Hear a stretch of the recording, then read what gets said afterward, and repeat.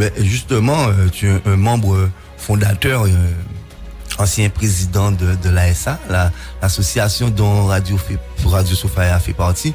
Donc, est-ce que tu peux nous raconter un peu l'histoire? Parce que tu as créé cette radio-là avec Monsieur Trebla, Monsieur Rangassami et Monsieur Citadel en 1983. Il faut savoir que, comme je t'ai dit, j'ai bien bourlingué en France. Puis malheureusement, quand nous avions une très grande tournée avec mon groupe là-bas, le groupe Tom Black, nous avions une tournée qui était prévue, une partie avec Bob Marley, une partie avec les Rolling Stones. Oui, j'ai raconté les dossiers là. Malheureusement, à la mort de Bob Marley et le contrat Rolling Stone et en capoté, je suis rentré en Guadeloupe en 80. Et 80, 81 et 83. 83, Mitterrand est arrivé en 81, il a libéré les zones. Et avec un groupe de cibistes, nous faisions déjà la cibiste, c'est-à-dire qu'on avait déjà l'amour du partage, de la discussion, de partager. On a décidé de l'élargir, de faire profiter plus de monde de nos expériences et de monter Radio Sophia.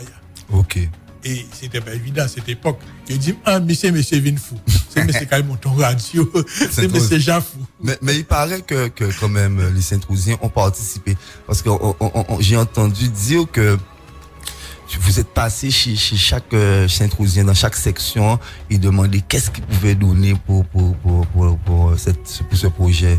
Oui, parce qu'il faut savoir que quand on a dit qu'on va monter une radio, tout le monde n'avait pas effectivement l'information disant que Mitterrand avait libéré les zones et on pouvait avoir une autorisation de monter une radio, parce qu'il n'y avait pas d'autres radios. Et bien sûr, quand les gens vu que nous avions beaucoup de convictions, et on a expliqué qu'il y avait cette possibilité, on a bien sûr débattu, on a communiqué beaucoup pour dire aux gens que c'était possible. Évidemment, nous sommes passés dans toutes les sections de Sainte-Rose à différentes semaines en faisant des convois pour pouvoir récolter avec nos tirelires, récolter le maximum. Donc chacun mettait 1 franc à l'époque, 2 francs, 10 francs, que c'était en franc à cette époque-là. Et finalement, on a eu une petite cagnotte pour pouvoir acheter l'émetteur. C'est comme ça qu'on a vraiment débuté. C'est vraiment Radio à Moun Sainte-Rose. C'est Radio à Moun Sainte-Rose à l'origine. Franchement, c'est très beau. Ça montre aussi toute la solidarité qu'il y a encore souvent. Il y en a encore un peu de solidarité en Guadeloupe et à Sainte-Rose plus précisément. Donc, à partir de là, vous avez décidé de créer cette radio-là et tu as été le premier président ou le deuxième? Non, le deuxième président. Le premier président, c'était Trebla Claude, mais il n'est pas resté président très longtemps. Moi, j'ai repris le flambeau. J'étais vice-président, donc c'est tout naturellement que je suis devenu président. Et évidemment, à cette époque, c'était pas évident de pouvoir tenir une association. Parce que tout le monde disait d'ailleurs, ça tiendra quelques jours, puis ça va capoter, parce que c'est pas évident de tenir ça. Et finalement, maintenant, 40 ans après, Radio Sophia, c'est toujours Radio.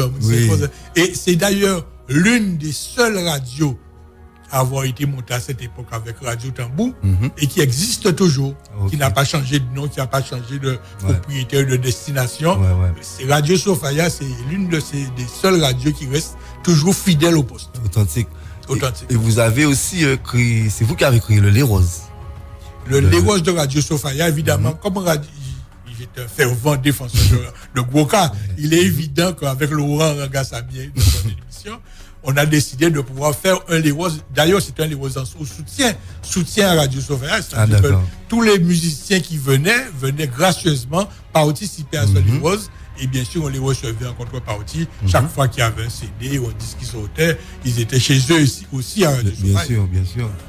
C'est très bon ça. Franchement, c'est bien l'heure de discuter avec toi pour apprendre l'histoire parce que là, mais il faut nous savoir qu'il y a des gens qui tracent ces chemins-là et c'est très important. C'est vu le devoir de mémoire, quoi.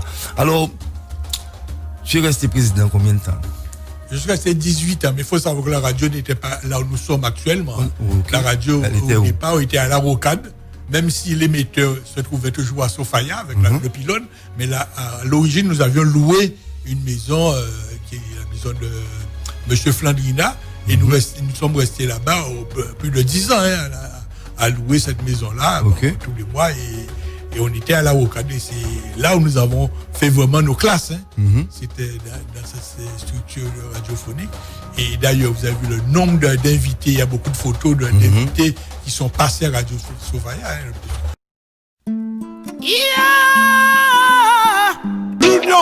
L'union fait la force. We love Africa, we love Africa, we love. En Africa, nous rive. Nous, c'est frères et sœurs, nous tous de même famille.